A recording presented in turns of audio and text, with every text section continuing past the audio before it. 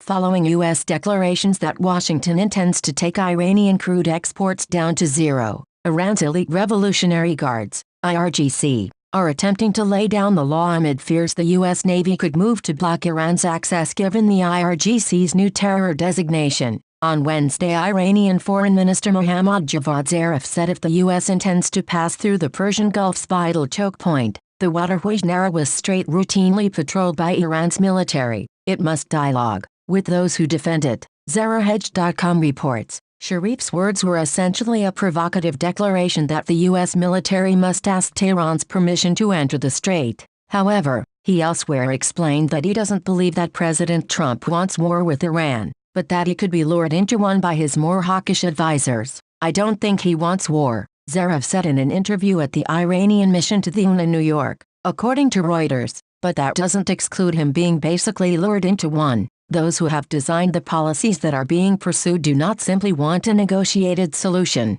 but let me make it clear that Iran is not seeking confrontation, but will not escape defending itself, Zarif said further. The Iranian foreign minister also interestingly suggested the possibility that American operatives or their allies could try to plot an accident to create a broader crisis, in perhaps a continued cryptic reference to tensions in the Persian Gulf over the Strait of Hormuz. Earlier, Zarif addressed jostling over Persian Gulf access at an Asia Society event in New York, while there attending a UN session, but underscored that Tehran is open for dialogue. "We believe that Iran will continue to sell its oil. We will continue to find buyers for our oil, and we will continue to use the Strait of Hormuz as a safe transit passage for the sale of our oil," Zarif said. "If the United States takes the crazy measure of trying to prevent us from doing that, then it should be prepared for the consequences," the foreign minister warned further. Zarif's words are alarming, given Iran itself has already threatened multiple times, including very recent declarations, to block the vital oil trade route altogether,